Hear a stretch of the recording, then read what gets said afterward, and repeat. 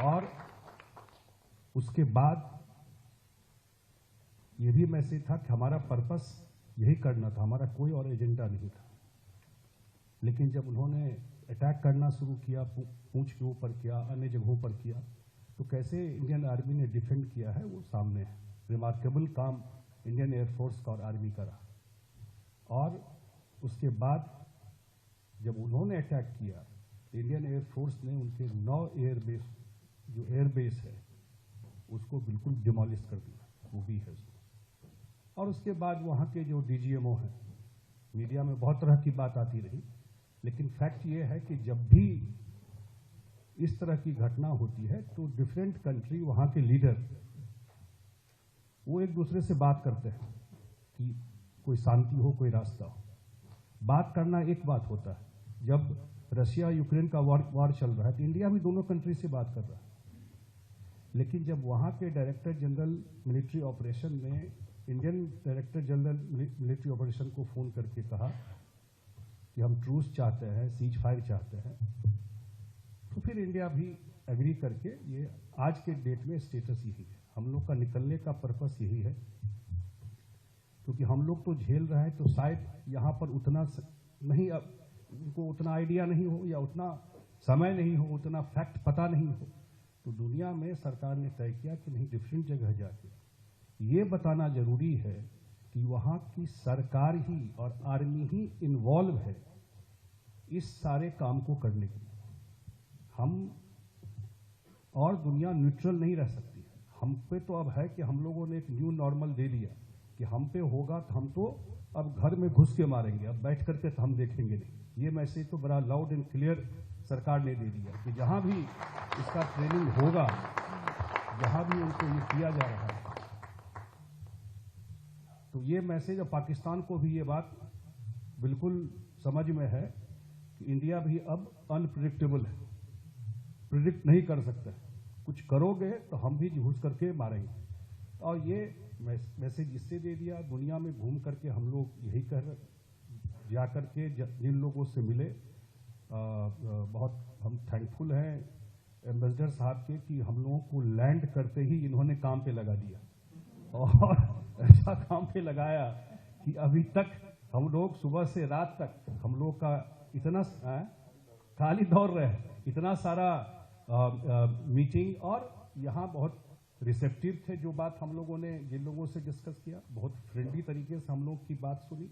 मुझे लगता है जरूर जब हम लोगों ने फोटोग्राफ्स वगैरह दिखाए कि उनके जो आर्मी जनरल हैं वो टेररिस्ट का फ्यूनरल अटेंड कर रहे हैं, हमने दिखाया कि दुनिया में बिन लादेन जब कहीं नहीं मिला तो फाइनली जा करके पाकिस्तान में ही उनके एयर बेस में सेंटर लेके बैठा हुआ था। या यू शो देम, ये अब रायता जी दिखाएंगी कि ये फोटो है उसी जो एयर स्ट्राइक में ये मारा गया था, ये टेररिस्ट। अब पूरा जो पाकिस्तानी जनरल, उसको स्टेट फ्यूनरल दिया जा रहा है, सब खड़े हैं उसके साथ आपके सामने में।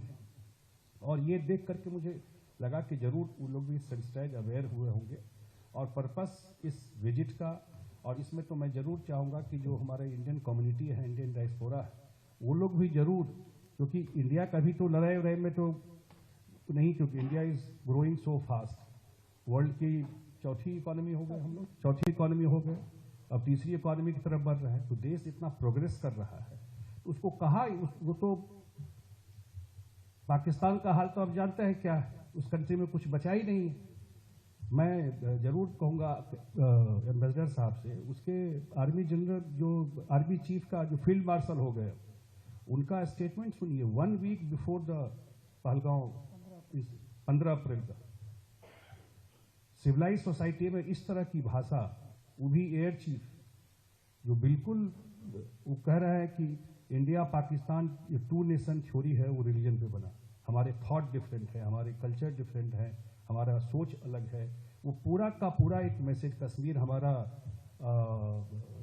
जो है वो रेगुलर वेन है, हमारा कश्मीर जो है, ये उनका प्रवासी पाकिस्तानी को आप मीटिंग में को एड्रेस कर रहे थे प्रोबेबली, ये एड्रेसिंग, और उसको वो बोल रहा है कि ये खुद भी याद रखना है और जनरेशन को भी याद कराना है ये चीज। This was a kind of hatred speech he was giving. वही टीच करते हैं, वही समझाते हैं, इसी तरह का एटमॉस्फेयर बना के रखा हुआ है। तो इस तरह का नेबर हमारे सामने है। सरकार भी और देश भी अब चाहता है enough is enough, now time has come कि हम लोगों को वंस एंड फॉर इसको सेटल तो करना है। और इसीलिए सरकार ने इस बार मैसेज भी दिया है, प्रिपेयर भी है, कोई बात होगा।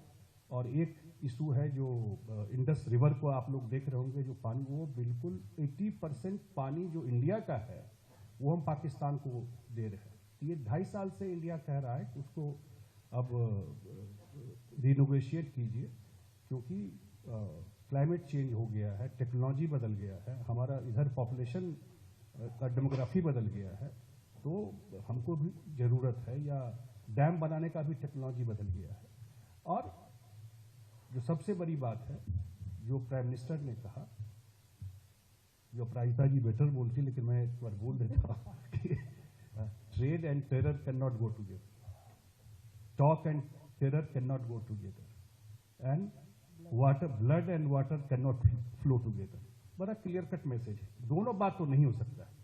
तो ये है, और हम लोग का लग रहा है कि 3 जो हम लोग का विजिट रहा है यहाँ पर, बहुत सक्सेसफुल विजिट रहा है। जो हम लोग देश से मैसेज लेके आए थे कि भाई विक्टिम हम लोग हैं, हमारे इनोसेंट लोगों को इस फोटो में देखिए, अगर शादी हुई थी, वाइफ बैठी हुई है वहाँ पर, इसमें होगा तो, और हस्बैंड को गोली मार दिया गया है।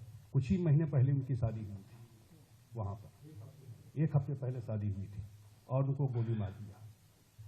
इस तरह का काम पाकिस्तान, इस तरह का सोच, इस तरह का ट्रेनिंग करवाता है। तो अब देश भी और हम सब लोग इस मुद्दे पर एक है, पूरा देश एक है, और सारे हमारे जो पार्टी हैं वो सब लोग, हम लोग एक है।